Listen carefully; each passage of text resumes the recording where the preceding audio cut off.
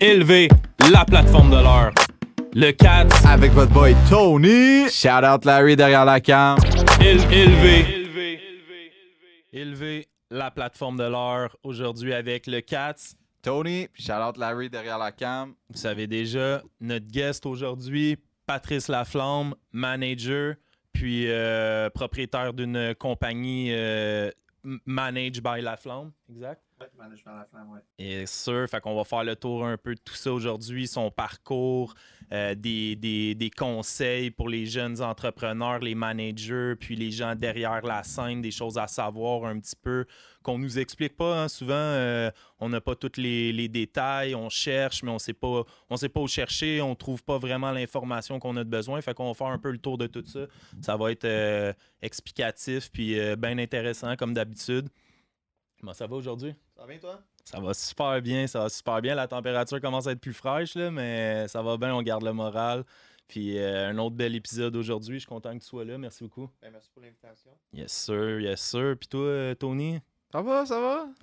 hein? On est là. Je te vois dernièrement, là, tu fais plein de hiking, les montagnes, tout ça, c'est cool. Yes, histoire de recharger les batteries, comme on a dit la dernière fois. Ça fait Relaxer un petit peu, ça fait vraiment du bien, yes. Mais ouais, ça doit te faire du bien physiquement, puis Mentalement, spirituellement, c'est tout en même temps. C'est ça que j'aime justement de sport-là. Ça permet justement de te recharger en même temps que de te drainer physiquement, recharger mentalement. Je trouve que c'est le best, honnêtement, man. J'ai vraiment aimé ça. Gros lâche sport. pas, mon homme, je suis fier de toi. Yes, sir. Merci. Ouais, ça. Ouais, pour de vrai. La prochaine fois, on va te dire, Pat, tu viendras faire un tour avec nous. On va aller à Charlevoix, là, faire une belle montagne. Là. Justement, tes managers, tu sais, on part comme ça, on divague un peu, mais tes managers, t'as-tu un outlet, toi, que tu vas chercher pour te libérer l'esprit, puis qui te fait du bien, mais qui n'a pas rapport avec ta carrière puis ce que tu fais dans le travail? Écoute, je te dirais que mes journées sont quand même chargées. Tu sais, moi, j'ai 3 enfants. Fait que... surtout que la troisième n'était pas prévue, je te dirais. Fait que j'ai un gap. Là. J'ai comme 11, 9, puis 11 mois, tu sais. Fait que c'est sûr que mes journées sont assez rock'n'roll. Fait que, tu sais, comme moi, je me lève, je prends soin des enfants, je vais les porter à l'école, après ça, je travaille, puis ça, j'arrête vers comme l'heure du souper. Quand tout le monde se couche, souvent, je continue, tu sais. Fait qu'un downtime, j'ai pas tout le temps ce luxe-là. Tu sais, il y a 24 heures dans une journée, fait que j'y vais selon le temps que j'ai. Mon downtime, je te dirais, c'est un petit peu plus la fin de semaine que j'essaye de garder le plus possible pour moi. Au début de ma carrière, du downtime, je n'avais pas parce que j'étais cave un peu. Je pensais que, hey man, moi je suis gérant d'artiste, il faut que je sois disponible 24 heures sur 24. Comme je traînais mon téléphone dans la douche, man. J'avais acheté un téléphone waterproof, je me disais, si, écoute, il n'y a pas de mauvais moment pour recevoir un appel, il faut que je réponde. Puis à un moment donné, c'est comme non, man, tu as le droit de dormir, tu as le droit de te reposer. Puis un appel qui n'est pas si important que ça. Même si les artistes, souvent, ils pensent que c'est là mon idée, man, c'est important. C'est comme prends un papier, un crayon, écris-le. On s'en reparle demain à 9h, là. Mais si c'est do or die, je suis là. Mais depuis que j'ai fait ça, là, je te dirais, j'ai mon temps familial qui est un petit peu mon downtime. Je passe du temps avec mes enfants, avec ma blonde. Quand je suis vraiment tout seul, puis que j'ai du temps, j'aime ça, man, juste comme réfléchir, tu sais, prendre du temps, écouter de la musique, penser à des idées. Tu sais, j'aime bien réfléchir, puis pas de temps en temps, une petite game de jeux vidéo, man. Ouais. Ben ouais, c'est ça, il faut se retrouver à quelque part. Puis oui, on hustle, on travaille, on le voit beaucoup sur les réseaux sociaux, tout le monde prône ça. Go, done, on est encore jeune. Mais à un moment donné, on parle pas aussi des burn-out, puis des gens qui ont plus d'énergie, puis que oui, tu peux te donner à 120%, mais à un moment donné, si tu te nourris pas toi-même, comment tu veux nourrir tes projets puis les autres? C'est comme essayer de 100%. remplir un verre d'eau avec un récipient vide, t'as plus rien à donner, tu sais. Fait que je pense que c'est important. Oui, il faut se donner beaucoup, mais il faut un petit moment, que ce soit les jeux vidéo, du hiking, une marche avec le chien, du temps en famille aussi, ça peut en être. Mais hein, tu sais, faut que tu te respectes, je te dirais, là-dedans aussi, tu sais, parce que, tu sais, jouer aux jeux vidéo, ou fumer un joint, ou prendre une bière, c'est toutes des affaires que ça tue pas nécessairement personne, puis ça peut être correct. Mais que ça tombe dans l'extrême, c'est pas nécessairement une solution non plus, tu sais. Je connais du monde qui se réfugie dans les jeux vidéo, puis qui sont online, puis qui font rien que ça. Puis là, C'est comme un échappatoire. c'est ça que ça devient un échappatoire. Tu sais, je pense pas que c'est ça le but non plus, mais tu sais, on parle d'élever, là, c'est ça la plateforme. Pour moi, une affaire que j'ai réalisé dans les dernières années, c'est Chris, j'ai un numéro 1, je suis pas plus heureux. T'sais. J'en ai pas, je suis pas moins heureux. Tu sais, ça se peut des fois sur le coup, ça va me faire un petit ah, Chris, c'est pas moi qui l'ai ou ah yes, tu sais, je l'ai, mais c'est pas comme significatif à long terme. Tu sais, c'est très éphémère. Tu sais. Fait faut que tu découvres aussi dans ton toi-même, là, c'est quoi qui te rend heureux. Tu sais. Puis ça, je pense que c'est plus essentiel que tout parce que t'as du monde qui sont millionnaires puis milliardaires puis qui se tuent. Là. Tu peux gagner un Grammy demain puis te suicider après-demain. Là, tu sais, je veux dire, comme on le voit, là, ça arrive. Fait que, tu sais, souvent, on va mettre énormément de temps dans notre carrière parce qu'on pense que ah man, le succès va me rendre heureux ou l'argent va me rendre heureux. Mais après ça, d'un coup que tu l'as, puis là, tu te dis comme shit, je me sens vide. Tu sais, moi, honnêtement, si je parle vraiment juste comme personnellement, là, j'étais sûr et certain que la première fois qu'un de mes artistes signerait un record deal avec un major, je partirais à broyer, genre émotivement. Puis là, on signait le deal, puis là, j'étais là comme, voyons donc, Chris, comment ça, man? C'est quoi qui se passe? Je sens rien, comme, comment... Tu sais, j'avais vraiment des attentes envers moi-même de comment j'allais me sentir au moment de.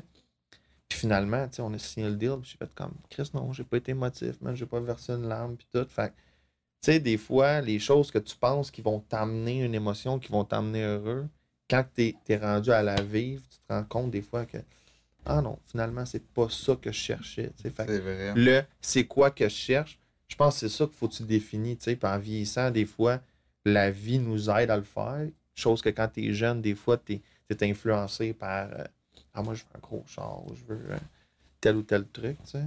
Mais je pense que chercher c'est quoi ton bonheur, qu'est-ce qui va te rendre heureux, ça va t'aider dans tes moments libres. Là. Choisir qu'est-ce que tu vas faire avec ton temps, ça va devenir important. Tu sais, comme toi, faire du hiking, ça te rend heureux.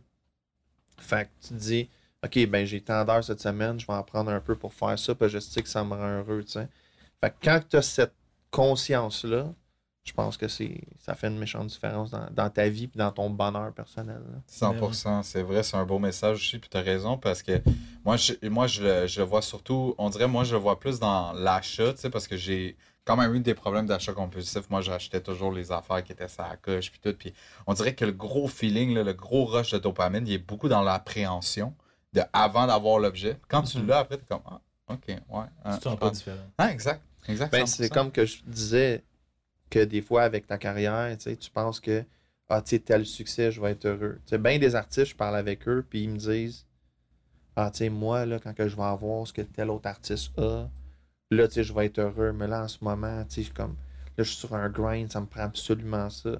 Je dis, OK, mais cette personne-là, elle a le même discours que toi sur quelqu'un d'autre, tu sais. Fait que, si en ce moment, t'es pas capable d'être heureux avec ce que t'as, ben, mais que t'ailles plus, il va encore avoir du monde qui ont plus que toi. Fait que c'est comme, tu vas nourrir une bébite qui a toujours faim, là, finalement, tu sais. Fait que, je pense que c'est important de se comprendre. Tu sais, comme toi, tu as fini par te comprendre que, hey man, je faisais des achats compulsifs. Mais des fois, quand tu es en plein milieu de la tempête, tu le vois pas, man. Exact, 100%. Ben oui. D'être bien entouré aussi, d'avoir des bons conseils, du monde qui voit un peu ce que tu fais, peu importe c'est quoi, mais de l'extérieur, des fois, on est tellement pris dans notre vie, dans notre truc, au jour le jour, 7 jours semaine, on grind, whatever quoi, on voit plus la perspective vue de haut, on est tellement pris dedans. Puis c'est intéressant qu'est-ce que tu dis aussi par rapport aux artistes, mais par rapport à n'importe quoi aussi. On se fixe tellement des buts qu'on focus sur le but, puis on oublie tout le parcours pour s'y rendre, qui est probablement autant, sinon plus gratifiant que le but même, tu sais. Tu vois, c'est intéressant que tu dis ça, parce qu'à un moment donné, ce que je disais avec quelqu'un que je travaille, je disais, Chris, on prend pas le temps de célébrer nos petites victoires. Puis même, on célébrait pas plus nos grosses victoires souvent, parce qu'on était tout le temps en train de checker c'est quoi la prochaine, tu sais. Mais après ça, je parlais avec des gens qui étaient comme des OG, mettons, du monde, qui ont eu des grosses carrières. Je dois te sacrer ça. Ben ouais. Ah ouais. Tabarnak. Tu sais, du monde qui ont eu des grosses carrières, puis qu'à un moment donné, ben, tu sais, tu vieillis, t'es moins la saveur du mois, tu sais. Pas faire mon méchant, mais c'est pas mal sûr que si Céline Dion s'en va dans le bureau de Sony aujourd'hui, ils vont être surpris de la voir. T'sais. Même si c'est Céline Dion. Pourquoi? Parce que Tu puelles la saveur du mois, le jeune de 15-16 ans, il attend pas la prochaine tourne à Céline ou le prochain album, tu sais. Fait que, tu sais, c'est une roue. Puis cette personne-là me disait, tu sais, quand que ça l'a venu comme plus tranquille, quand ça l'a go down, c'est là que je me suis mis à apprécier tous ces moments-là que j'ai vécu. Là, j'avais de la nostalgie de, ah, si j'aimerais ça revivre ces moments-là parce que j'en profiterais différemment, j'y enjoyerais plus, tu sais. Mais je trouvais ça triste. Je trouvais ça beau, mais en même temps, je trouvais ça triste parce que je me disais, Chris, les odds qu'il va pouvoir revivre ça, c'est pas impossible, mais des fois, tu sais pas ce que la vie te réserve. Fait que l'importance d'être fier. Tu sais, des fois, là, je vois des artistes qui ont 2000 monthly listeners, man, ils sont découragés. Mais je dis, tu sais, il y en a qui en ont même pas 1000. Peut-être que toi, ce que tu veux, c'est 1 million, mais tu sais, c'est à force de faire des pas que tu vas te rendre là. Mais tu peux déjà être fier que aujourd'hui, tu as ce milestone-là. Puis demain, il va t'en amener un autre. T'sais. Mais si tu n'es pas capable de enjoy le processus, c'est là que c'est dur pour la santé mentale. C'est là que c'est dur pour la motivation, pour plein de choses, je pense. Là. 100%, t'as raison. Puis pendant que tu parles de tout ça, je t'entends parler là, de prix, d'albums certifiés, tout ça. Toi, je pense que déjà, tu as un milestone de fait. J'ai vu un peu passer sur tes réseaux sociaux dernièrement, t'en parlais. Si je me trompe pas, rappelle-moi si je me trompe pas. Mais deux albums platine, un certifié or, bientôt un projet aussi qui va être présenté au Juno, si je me trompe pas. Dans le fond, j'ai eu la chance de travailler sur bien des projets qui ont été certifiés et tout. Fait que je connais pas mes stats par cœur. J'ai une certification diamant en Chine. J'ai un 4 fois platine en Australie. J'ai deux fois platine aux États-Unis avec Trippie Red. T'sais, en tout et partout, si je me trompe pas, j'ai comme 9 platines puis 4 ou 5 gold. Félicitations. À peu près 1,5 milliard de streams total. C'est pas genre plateforme DSP. Let's go. Talk your shit. 400 millions à peu près de views YouTube pour ce que ça vaut. Puis ben des singles puis des albums vendus. Mais tu sais, honnêtement, tu sais, pour moi, les chiffres, man. Non, je comprends, puis c'est pas nécessairement pour ça, mais je le sais que dans la scène qu'on est aujourd'hui, puis dans l'ère qu'on est aujourd'hui, les gens, c'est ça qu'ils veulent voir, c'est ça qui leur ouvre leurs yeux puis les oreilles souvent. Tu sais, c'est correct, je pense que ça fait partie du établir, mettons, une certaine crédibilité et une confiance. Tu vas aller acheter un produit parce que tu as confiance en la personne qui te vend le produit ou le service, peu importe. Là. Moi, personnellement, même si je le comprends, tu sais, je ne vais pas dire j'irai pas sur tel podcast ou je ne travaillerai pas avec telle personne parce que sont pas assez big ou ils n'ont pas assez de chiffres. T'sais. Pour moi, je regarde l'être humain, je regarde le concept, je regarde si je connecte avec ça. C'est pas tout le monde qui a cette vision-là. Ça, je trouve ça plate. Moi, personnellement, des chiffres, tu sais, t'as bien beau dire t'as les plus beaux chiffres dans la pièce. Moi, ma mère, elle pense que je suis le nouveau Renan Angélil. Là, mais genre, Renan Angélil serait encore vivant, il dirait ferme ta gueule, là, gros, puis va travailler, là, tu comprends? Mange tes croûtes. Tu sais, c'est facile d'être dans une pièce puis jouer au gros gars ou à l'éléphant. Ou à la grosse fille, whatever. Pas de grosse fille dans le sens. À l'éléphant dans la pièce. Là, ça se peut qu'il sonne mal, tu peux l'écouter si tu veux. Mais en tout cas, où tu peux le garder, garde.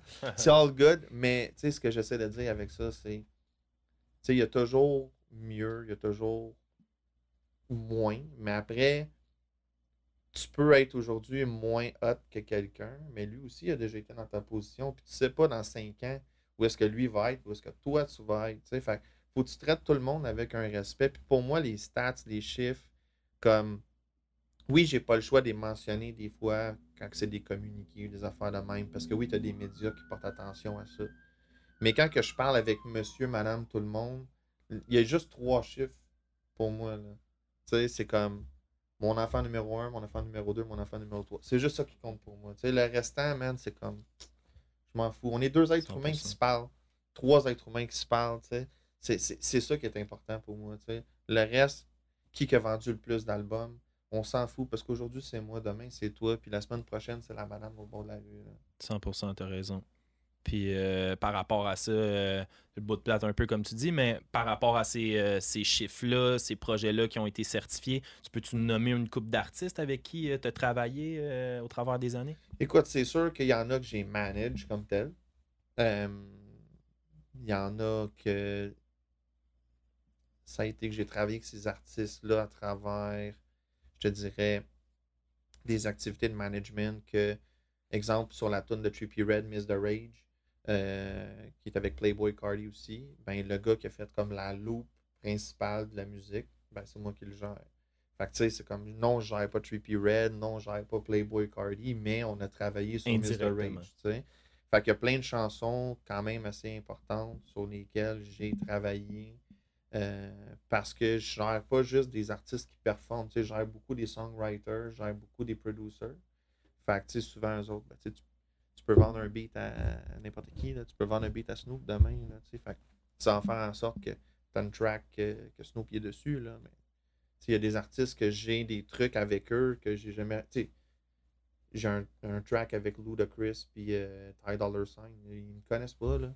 Je les ai jamais vus, puis, mais tu sais, on a fait une track que quelqu'un avec qui je travaillais dessus, tu comprends? Fait que, même chose si je prends comme mon roster de clients, c'est tous des gars qui ont écrit des tonnes pour plein de monde, qui ont mixé des tonnes. Fait que si je check juste mon roster, je veux dire comme on a 7 plaques diamants, 88 platines, je pense, puis 28 gold, puis tu sais, je veux dire, après ça, ce qui m'impressionne, moi, c'est pas ce chiffre-là. Moi, ce qui m'impressionne, c'est plus c'est qui les personnes avec qui ils ont travaillé. Fait que on parle de des Rihanna, des David Guetta, des Justin Bieber, c'est ces gens-là. Fait que pour moi, ça, c'est plus la crédibilité, c'est avec, avec qui tu as réussi à avoir des placements, tu as réussi à faire des affaires. Mais après, tu peux être sur l'album à Drake, puis tu es sur un filler, fait que la tune n'en va pas faire des platines, puis tout. Mais Chris, ça n'enlève pas l'accomplissement que tu es sur l'album à Drake. Là, fait que je pense que c'est de bâtir des trucs.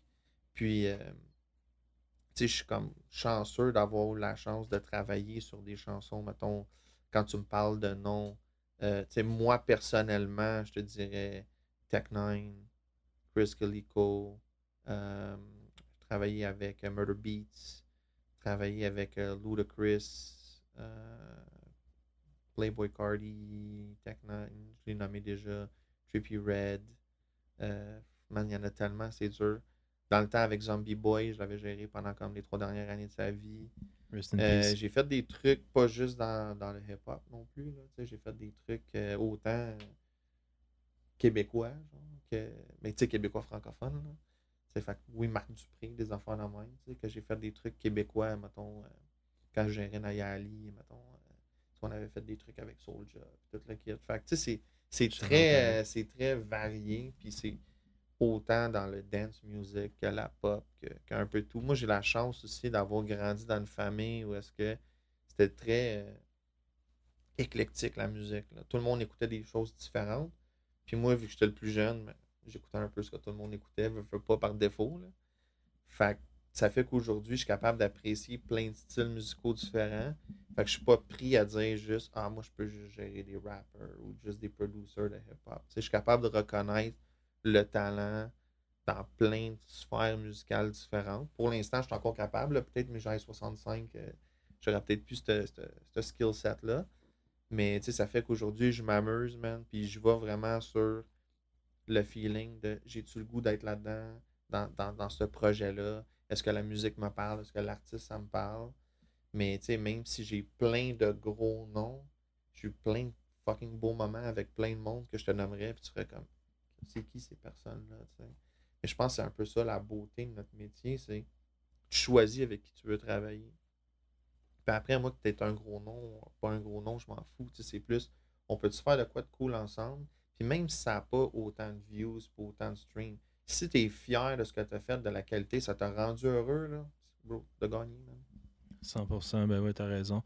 Puis, comme Rick Rubin, il disait, que je quote des fois, là, que j'aime beaucoup son parcours, puis de la manière qu'il explique les choses. Lui, il dit toujours, si cette journée-là, dans le studio, ils ont sorti la meilleure qualité de musique, la meilleure chose qu'ils pouvaient faire. C'est c'est là qu'ils sont gagnants. Il faut juste qu'ils sortent la meilleure affaire de l'artiste puis du moment, que ça hit 1 million ou 1000 streams. Si c'était la meilleure chose qu'ils pouvaient faire cette journée-là, ils ont réussi. Mais aussi, il faut que tu acceptes. Faut que tu acceptes ta position. Si tu un gardien de but, là, oh, c'est chill, là. Peut-être la fin de semaine, tu es dans une petite ligue de garage, puis tu fais des tirs au net, là. Mais si quand tu joues, tu es le gardien de but, là, c'est pas ton camp du but, man. Tu mets toute l'équipe en danger. Tu joues ta position. Fait que moi, en tant que gérant, si je m'en vais travailler sur un projet, peu importe c'est quoi le projet, qu'il soit gros, qu'il soit petit. T'sais, si j'ai décidé, moi, je fais partie de ce projet-là, mon but, c'est que ce projet-là fonctionne au mieux de ses capacités et que sa réalité qu'il y a. C'est sûr que tu as des projets qui ont plein de budget, que tu as des artistes qui sont déjà connus, que tu sais que ça va être plus facile ou même que l'impact garanti va être plus gros on paper parce que tous les éléments sont là, tu sais. Mais il faut que tu acceptes que toi, tu as une job à faire, puis c'est pas juste about you.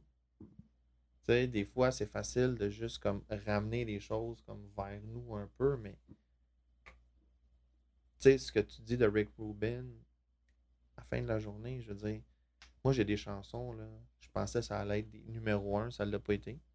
Des chansons que je tripais pas tant que ça, puis c'est devenu des numéros 1, puis j'étais là comme, voir, tabarnak. Voir qu'elle, elle a réussi à surpasser l'autre, mais il y a tellement de circonstances, il y a tellement de trucs qui peuvent changer la donne, qui peut aider un truc à fonctionner qu'un autre. Puis des fois, c'est juste le timing. Le momentum, c'est ça que j'allais dire. Pas, mais le momentum en plus, mais le timing de, tu sais pas, admettons, tu sors une tonne cette semaine, qui d'autre en sort une en même temps. Peut-être que une semaine avant, tu aurais eu un numéro 1, mais là, à cause du timing, tu vas être numéro 2 parce que Drake sort un album en même temps, puis tu fais comme fuck. T'sais. Comme, tu sais, des fois, il y a des choses que tu peux pas prévoir. C'est un peu la beauté de tout ça. Mais après, comme je te dis, c'est toi, tu as, un travail à faire. Si tu as accepté de participer à un projet, tu le fais, tu mets toute la passion que tu as, toute l'énergie que tu as, puis tu acceptes les résultats que ça va être, man. Tu comprends? Let's go, let's go. Puis en parlant de passion, j'imagine, là, avec tout ce parcours-là, au départ de tout ça, j'imagine que la musique, c'est venu vraiment par passion. C'est quoi qui t'amène vers ça, là, à être manager, puis, tu sais, au début de tout ça? Ben moi, je voulais pas être gérant au début. Je savais même pas c'était quoi. Tu sais, fait que moi, au début, le côté business m'intéressait sans trop je m'en rendre compte. J'étais jeune, je veux pas, tu sais. Mais mes idoles, c'était genre des gars comme Dr. Dre qui avaient leur label et tout, tu sais. Mais que c'était aussi des artistes, souvent, ces gens-là. C'est Master P, c'est un artiste, Dre, c'est un artiste, P. Diddy, bon, son nom, il n'est pas trop à mode de ce temps-là, mais lui aussi, tu sais. Il est dans l'eau chaude. Ouais, chaude. Bouillante. Ouais, chaude bouillante. Là. Il reste plus d'eau dans le chaudron, là. Ça fait longtemps que je chauffe. Là. Mais, blague à part, tu sais, moi, c'était un peu les exemples que j'avais. Fait que moi, je me disais, fuck, faut que j'apprenne à faire des beats et tout. Fait que, tu sais, quand j'avais 15 ans, je me rappelle, c'était déjà clair dans ma tête. Moi, je vais être dans la musique. Puis je disais à ma mère, moi, je vais prendre un rapper de Montréal. J'étais très, très hip-hop. Je vais prendre un rapper de Montréal en anglais, parce que je voulais rien savoir des trucs en français à cette époque-là. Je vais prendre quelqu'un en anglais, puis je vais lui faire vendre des albums en dehors du Québec, puis c'est sûr que ça va marcher. T'sais. Ma mère me disait, écoute, là, tu parles pas anglais, on vient pas d'une famille riche, là, puis t'as pas de contact, fait que tu oublies ça, ça marchera pas. Là.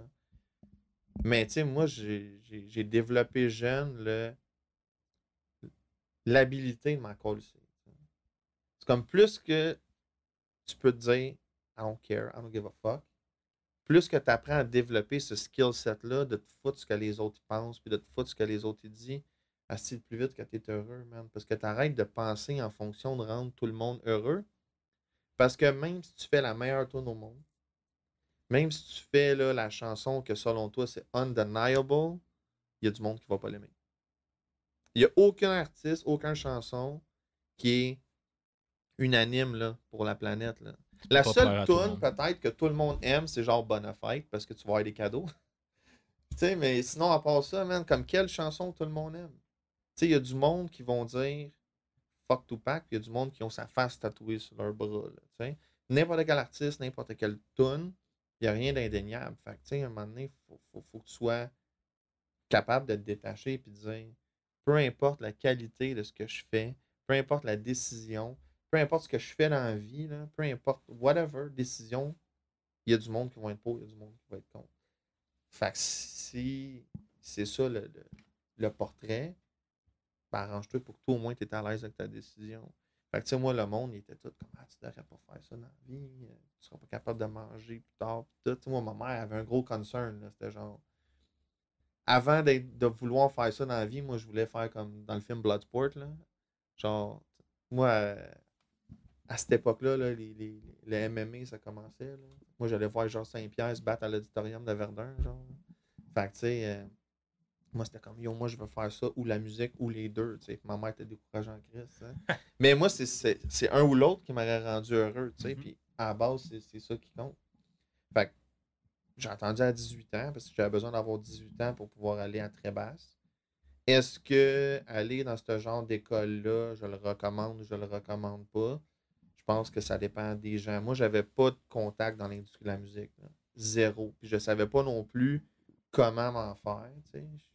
L'Internet, ça existait, mais tu sais, les C'était réseaux pas ce que c'est sociaux, ça aujourd'hui. existait pas. Fait que c'est comme fuck, comment que je peux reach out les artistes? Comment je peux aller chercher du gain? Comment je peux aller chercher de l'information? Puis là, à ce moment-là, je veux pas être gérant encore. Moi, je veux juste apprendre à faire des beats puis rentrer dans l'industrie. Fait que je me suis inscrit à cette école-là. Puis là, à un moment donné, on a un cours de genre industrie de la musique, mais fucking basic, là. Comme très, très, très basic. Mais c'était assez pour m'ouvrir les yeux puis faire comme yo, fuck faire des beats, man. Moi, j'avais soaké de Banks and Ranks en plus dans ma classe, là. On avait 18 ans. Puis lui, il faisait déjà des gros beats, là. Tu Shout sais, out comme à eux. quand tu regardes où ce qui est rendu, soaké, je veux dire, comme il a toujours été un high level, même à cette époque-là. Puis moi, j'écoutais, puis j'étais comme, bon, j'étais à des années-lumière. Puis by the time je suis là, lui, il va gagner un Grammy déjà. Fait que, tu sais, c'est comme. Puis le côté business, ça me parlait. Tu sais, je m'avais rendu compte que c'était pas juste le stéréotype que tu vois dans les films, que ah, les gérants, c'est tous des crosseurs, puis les compagnies de disques, c'est tous des crosseurs, puis tu sais, il faut que tu dis à l'artiste quoi dire puis quoi faire, un peu comme Renan Angélil le faisait, là, tu sais, comme vraiment un peu un contrôle de l'image puis tout. Je me suis rendu compte que c'était autre chose, puis ça me parlait, puis j'ai fait comme, ah, finalement, je veux faire gérant d'artiste. J'ai switch d'école parce qu'eux, ils n'offraient pas le programme à l'époque. Fait que j'avais été à l'école de show business. J'ai fait comme un an et demi, plus ou moins là-bas, là. Puis j'ai appris les bases un petit peu plus approfondies. Fait que, tu sais, j'avais appris tout ce qui est les types de contrats, euh, tout ce qui est, mettons, les droits d'auteur, les droits voisins, comment ça marche, faire de l'argent, la production de spectacle, tous ces trucs-là. Puis j'avais eu la chance que la fille qui faisait le cours pour tout ce qui est les contrats, parce qu'on s'entend quand tu es un gérant, les contrats, ça fait beaucoup partie de ta vie. Hein. Cette femme-là a travaillé avec ma soeur pendant longtemps. Fait que là, quand elle dit hey, moi j'ai travaillé à telle place, je fais comme oh, tu connais-tu Nathalie Larouche? Fait qu'elle dit ben ouais, tu sais. Fait que là, je fais comme ah, ben, c'est ma soeur. Fait que là, elle après ça, on était genre super tête. Fait qu'elle, elle m'a donné aussi beaucoup de cours après les heures de cours. Où est-ce que, tu sais, elle m'a donné de son temps parce qu'elle voyait que, tu sais, je voulais apprendre. Fait qu'elle m'a donné aussi beaucoup, beaucoup de temps de approfondir encore plus tout ce que les contrats puis tout. Fait que, tu sais, ça, c'est sûr que ça m'a aidé. Un bon exemple de timing puis de contact qui est arrivé comme au Moi, bon ouais, tu moment. sais. Puis, tu sais, moi, je suis sorti de cette école-là, puis c'était clair que moi, je vais être un gérant dans la vie. Puis, tu sais, j'ai commencé tout de suite, tout de suite, tout de suite en sortant. J'ai pas eu du succès tout de suite en sortant, on s'entend. Mais, comme, c'était en février 2010. Puis, tu sais, j'ai jamais look back, là, since then, là, tu sais, comme. Puis avant qu'on aille trop loin, une petite question qui me vient en tête comme ça, dans cette époque-là, là, tu dis 15 ans, la musique, tout ça, c'est quoi que tu écoutais? C'est quoi qui jouait autant, j'imagine, plus aux États-Unis ou en Europe, en France, ou même ici au Québec, à Montréal, tu parlais là, d'artistes locaux. C'est quoi qui jouait dans ton... ça devait être un iPod ou je sais pas quoi à ce Ah, moment-là. shit. Là. Ben, écoute, si je fais, comme, admettons, je retourne plus loin, là, puis je te dis un peu, genre, comme musicalement, mes influences, là, depuis, comme, mettons, j'étais un petit peu plus jeune. Tu sais, moi, c'est plus vers 5 6 ans que la musique, ça a vraiment pris plus d'importance dans ma vie. Là. Fait que là, on était dans l'époque genre Vanilla Ice, puis MC Hammer, puis Run DMC, puis toutes ces affaires-là. Ma soeur écoutait beaucoup du Madonna, puis tout. Puis mes beaux-frères, eux autres, étaient beaucoup sur des trucs de genre Guns N' Roses, ces trucs-là. Fait que j'avais quand même une oreille assez diversifiée, mais c'était tout quand même assez des noms pop dans leur style respectif. Mes parents étaient plus sur des trucs comme québécois ou des genres de Elvis, Beatles, ces choses-là. Fait que c'était comme très wide. Après, c'est une de mes sœurs qui est tombée dans le dance music, genre Eurodance. Là. L'autre, elle écoutait genre du gros rock. À un moment donné, celle qui écoutait du dance, elle s'est mis à écouter du hip-hop. Puis moi, j'étais adopté par ma marraine puis mon parrain quand j'avais comme 3 mois. J'ai 2 frères comme. Fait que tu sais, quand je parle de mes sœurs, dans le fond, techniquement, c'est mes cousines, mais je vais avoir 40 ans, puis j'habitais là, j'avais 3 mois. Fait que pour moi, c'est mes sœurs, on s'entend. Mais j'ai comme 2 frères comme biologiques. Puis eux autres, c'était rap, là, comme like, hardcore, tu sais. Fait que c'est vraiment avec eux autres que je suis tombé peut-être plus en profondeur. Puis ma mère, elle comprenait pas un esti de moi en anglais. Fait que, tu sais, moi, j'avais 9 ans, à peu près, ou 10 ans, puis tu sais, je bumpais l'album Doggy Style de Snoop, puis on s'entend, un enfant devrait peut-être pas écouter ça. Et moi, j'étais un gros fan de tout ce qui était West Coast à cette époque-là. Fait que tout ce qui était Tupac, Snoop, même Dr. Easy Dre. ouais, c'est ça. Fait que, tu sais, j'ai grandi beaucoup là-dessus. Par après, j'ai catch un peu plus comme tout ce qui est New York, Atlanta, ces affaires-là. Fait que, tu sais, j'étais quand même un gros fan de hip-hop. À l'époque que je faisais mon cours, je te dirais que j'étais plus sur du unreleased stuff. Tu sais, tous mes amis, c'était des DJ. Fait qu'eux, ils allaient travailler dans les clubs, ils achetaient des vinyles encore là, à cette époque-là. C'était pas comme aujourd'hui, là, que tu pouvais mixer avec des clés USB. Fait qu'eux autres, ils allaient acheter des vinyles, puis moi, j'avais une bonne oreille pour savoir qu'est-ce qui va être un single. Fait qu'ils me faisaient entendre les albums d'avance, puis ils me disaient, ça va être quoi le single? Fait que j'étais comme, moi, ça serait tel track. Puis tu sais, moi, j'étais comme un Sherlock, là. Je checkais, là, genre, c'est qui le producer, c'est qui a fait le mix, comme, c'était tout écrit sur le vinyle, là. Fait que je checkais comme super gros ça m'intéressait à fond. Fait que, tu sais, je te dirais que, tu sais, à cette époque-là, moi, je parlais de des artistes, quand même, quand j'étais encore au secondaire. Tu sais, comme, t'avais des Lil Wayne qui n'avaient pas encore blow up, qui faisaient des 400 degrees, puis j'étais déjà comme, yo, Lil Wayne, il va être gros un jour, puis le monde regarde moi. T'sais. Ou 50 Cent, quand il y avait Power of the Dollar, moi, j'avais déjà des vinyles de cet album-là, comme il avait fait une track avec Beyoncé. C'était marqué Beyoncé The Destiny's Child. Là, Dans parce les que mixtape era, là, style. avant le mixtape Oh, era, ok, là, ok, avant ok. qu'il se fasse shut. Là. Puis moi, tu sais, comme il y avait un article dans The Source, j'achetais tous les magazines, man. The Source, Double XL. Puis j'étais, yo, 50, man, il va blow up. Puis, tu sais, j'ai toujours eu un peu ce talent-là de. L'oreille musicale, Ouais, on peut d'avoir un dire. petit talent A&R, d'être capable de spotter le potentiel, puis tout. Fait que, tu sais, je te dirais, ça m'a aidé dans mon travail. Puis, tu sais, à cette époque-là, je voulais tellement trouver mon 50, mon Lil Wayne, disons, que j'écoutais rien vraiment qui était déjà sorti. J'essayais de trouver quelque chose, parce qu'à cette époque-là, tu avais MySpace, qui était comme l'ancêtre d'un Facebook, là, si tu veux. Puis tu pouvais mettre des players là-dessus, puis mettre des chansons.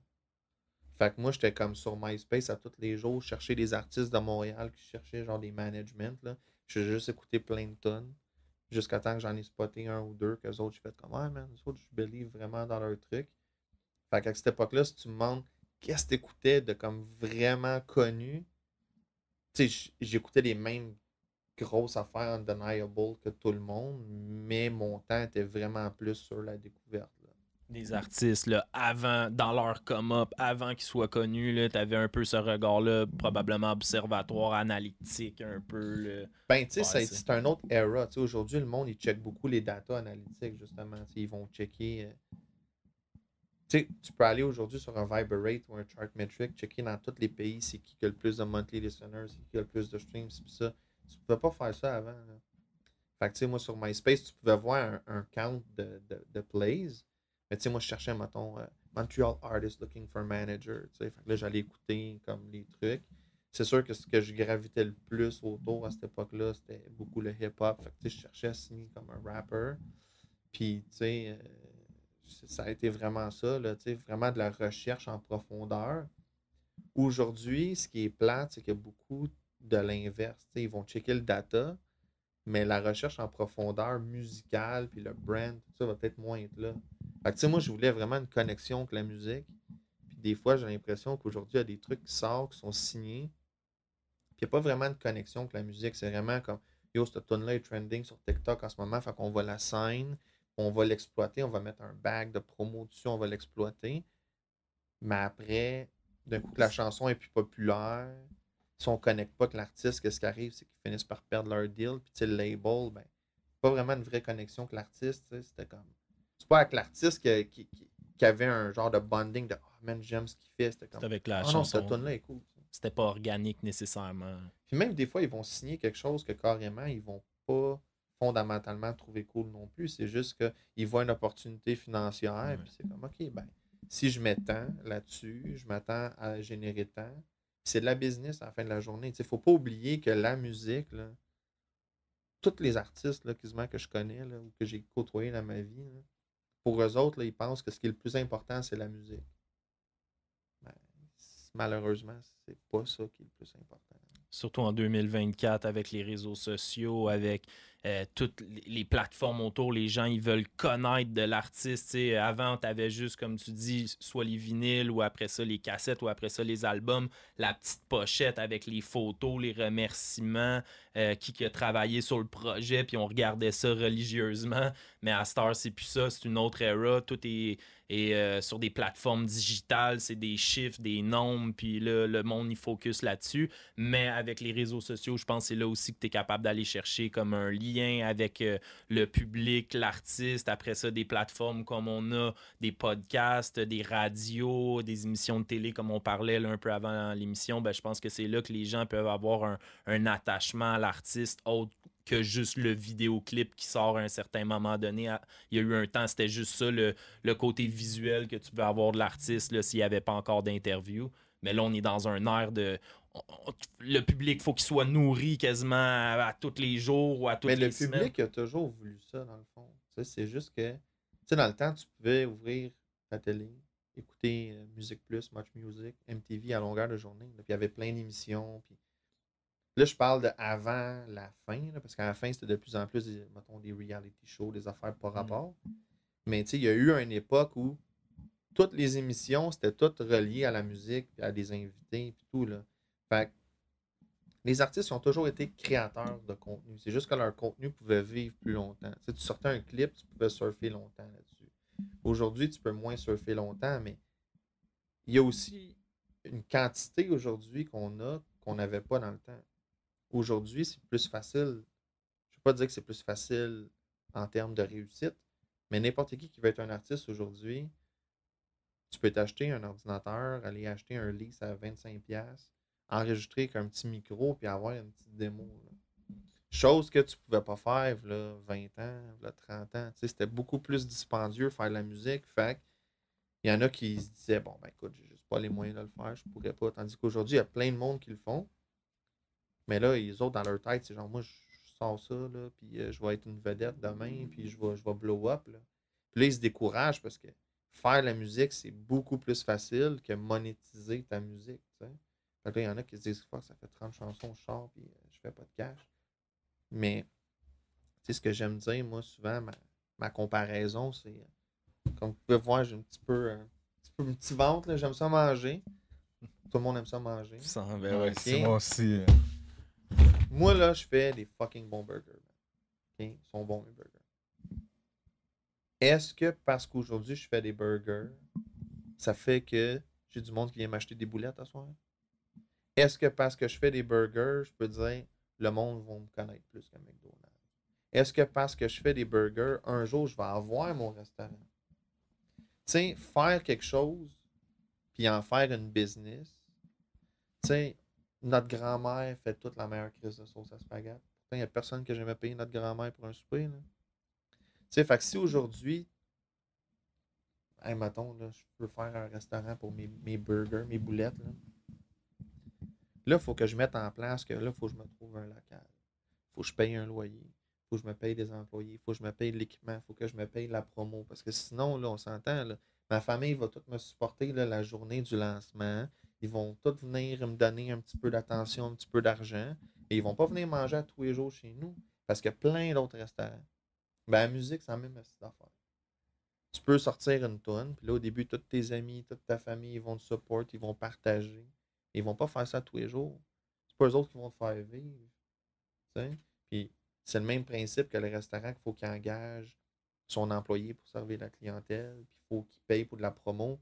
Un artiste, ben, il a besoin d'un gérant, il a besoin d'un label des fois, il a besoin d'une équipe. T'sais? Il a besoin de budget pour faire de la promo, pour faire connaître son produit.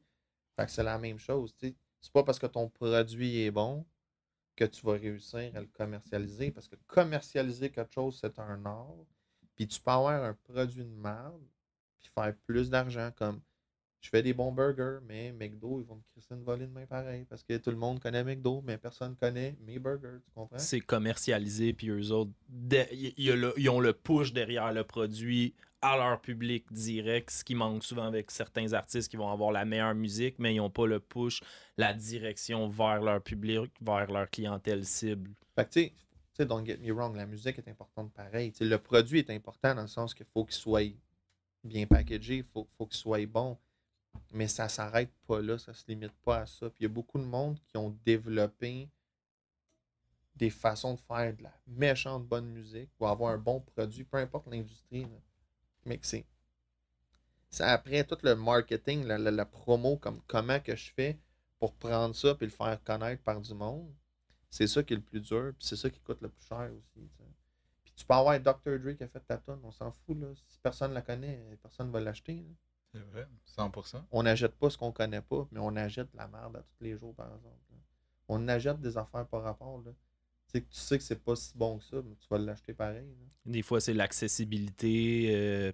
Ça peut être plein de trucs, là, mais beaucoup l'accessibilité. On veut tout à un clic. À cette heure, ils disent notre attention est rendue à 3-5 secondes. Il faut que ça soit rapide, qu'on clique, qu'on connecte. Si tu connectes pas, tu le connais pas. Ben là, de faire les recherches, oui, il y en a qui vont le faire, mais c'est pas tout le monde. Il faut que tu sois vraiment là, que t'ailles un besoin vers ça, c'est de trouver du monde qui n'ont pas nécessairement le besoin, mais de leur pas nécessairement imposer, mais qui arrivent à adhérer à ton produit. C'est ça le challenge, là, je pense, puis où est-ce que tu rentres un peu. C'est sûr, mais tu sais, après, je veux dire, quand tu fais un produit, là, quand tu vends quelque chose, mettons là, on reprend encore l'exemple de burgers. Parce que ah, il est bon. il est bon, mon burger. Mais, j'ai hâte d'y goûter. Tu sais, quand tu t'en vas au resto, t'as du monde qui prend le take-out. T'as du monde qui mange sur place. T'as du monde qui prennent leur temps de manger avec leur famille. Puis t'as du monde qui mange vite vite pour crisser leur camp. La musique, c'est la même chose. T'as du monde, tu vas sortir un album, ils vont prendre le temps. Là. Ils vont s'allumer une petite chandelle. Là. Ils vont aller se faire couler un bain, man. Ils vont se fermer les yeux, ils vont écouter ton album. T'as du monde qui va être dans le char là, pour aller travailler le matin, puis ils vont skipper les tonnes aux 10 secondes jusqu'à temps qu'ils en tournent une qui aime. Tu comprends? Toi, tu peux créer un produit, mais tu peux pas choisir comment chaque personne va le consommer, où, quand, comment. Seule affaire que tu as le contrôle dessus, c'est ce que tu peux faire, ce que tu peux créer, ce que tu peux offrir comme produit, puis essayer de le faire connaître du mieux de tes capacités. Mais il reste que le marketing, c'est important. T'sais. Kanye West, là. Vous avez vu sa pub pendant le Super Bowl? Non, je pense pas. Je l'ai vu, mais là, vite de même, ça me revient pas à la tête. Okay. Il a fait une pub au Super Bowl avec son téléphone. Okay. Une pub au Super Bowl, c'est 7 millions US, ça coûte, là, juste pour le spot publicitaire. Fait que ça, dis-toi que ça, c'est pour avoir le spot, mais tu payes en plus pour faire une pub. Là. Lui, ce qu'il a décidé, c'est je vais payer 7 millions, mais je vais m'enregistrer avec mon téléphone parce que déjà 7 millions, c'est de l'argent investi. Fait que dans sa pub, là, il est dans un taxi, je pense, ou dans un auto. Puis c'est filmé iPhone, là, il fait noir. Là, ça peut pas être plus mal fait que ça. Là. Puis genre, comme, hey, salut, c'est Kanye. Juste pour vous dire, là, mon équipe a mis tout l'argent sur la fameuse pub. Là, il reste plus une scène. Fait que j'ai décidé que j'allais me filmer avec mon téléphone pour vous dire que vous pouvez aller sur yeezy.com. Puis genre, je vends des choses. Fait que yeezy.com, guys. That's it. Puis le lendemain, il a vendu pour genre 20 millions. Pourquoi? Un, c'était on-brand. Parce que tu t'attends des affaires bizarres de Kanye. T'sais? Fait que c'était on-brand. C'était relatable. Il y avait une histoire, il y avait un storyline. C'est genre, guys, je fais ça à cause de ça. Fait qu'il y a comme un angle que c'est drôle, c'est clever. C'est quasiment humoristique. Là.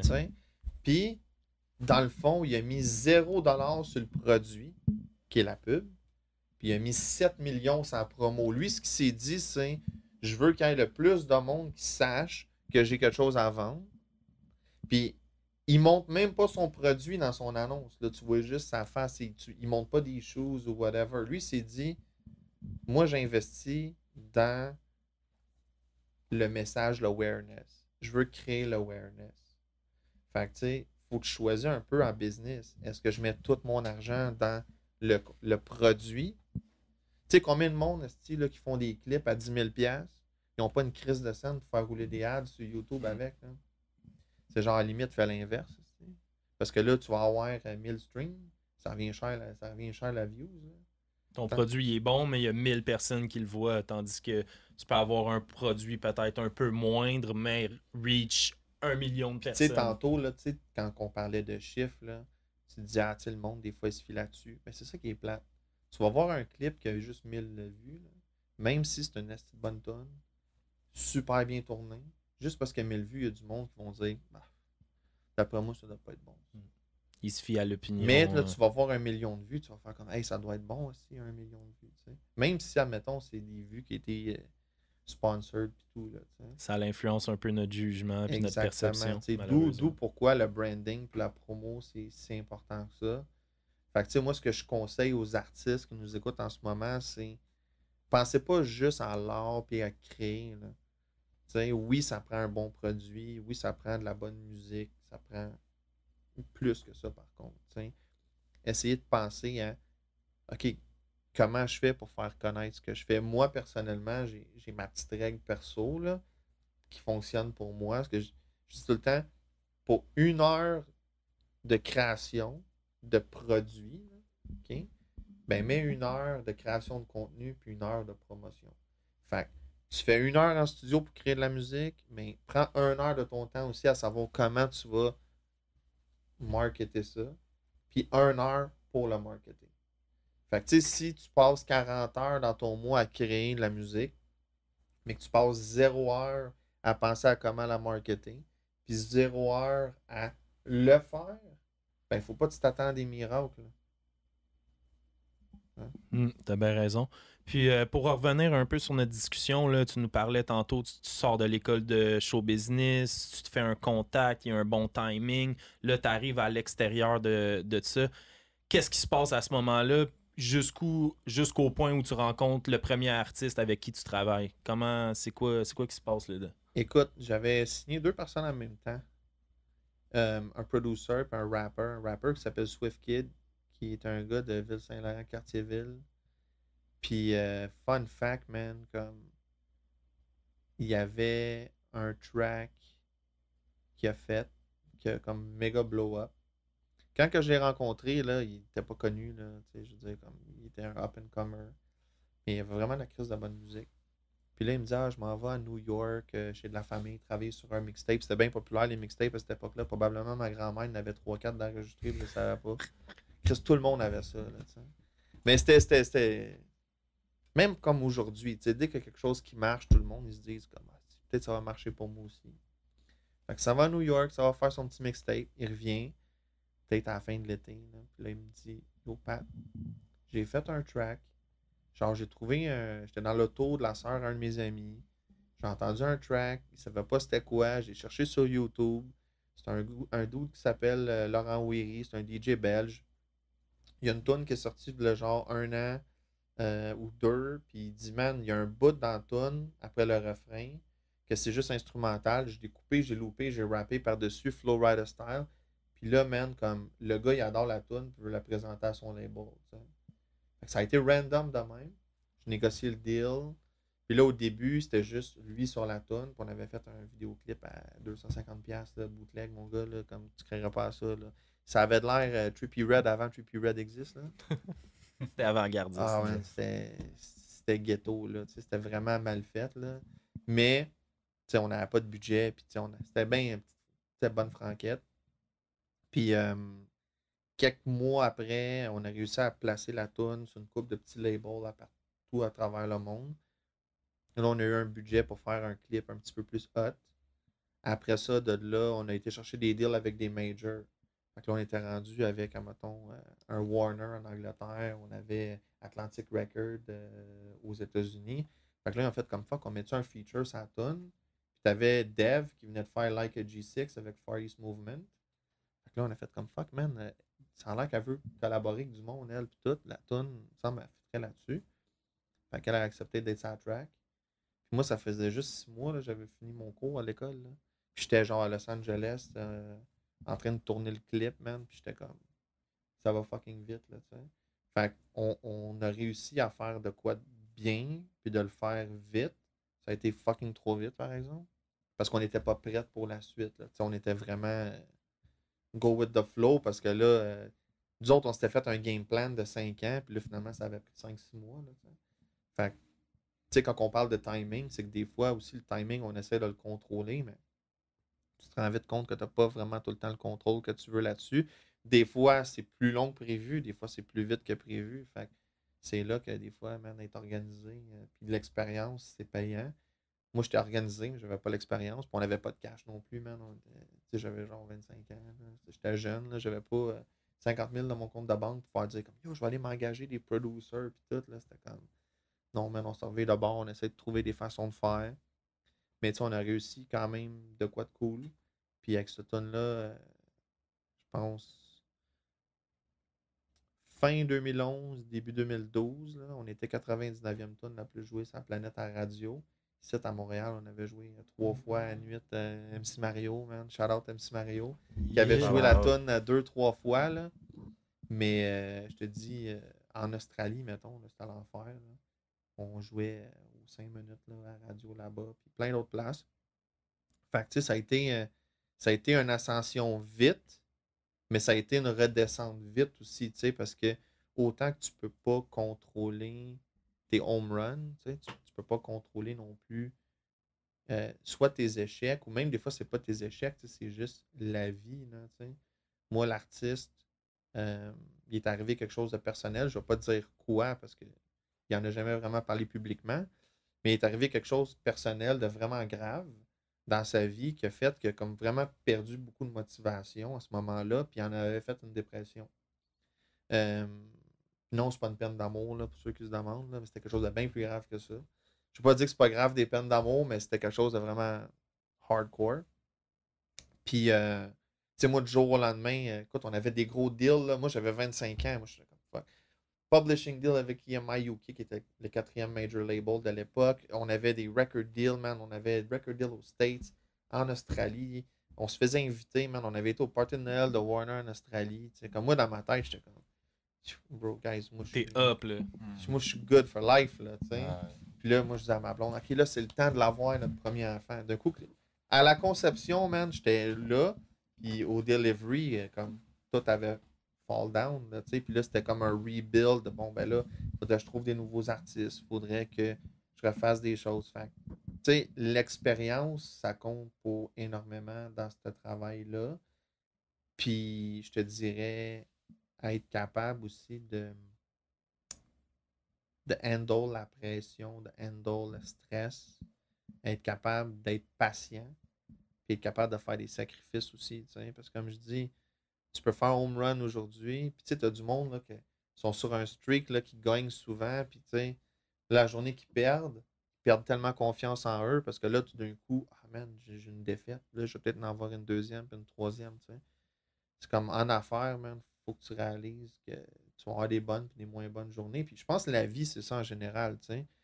Moi, je vois ça comme la grande roue. Tu sais, quand tu es en bas, c'est pas là. Tu regardes en haut. Quand tu es en haut, c'est le fun.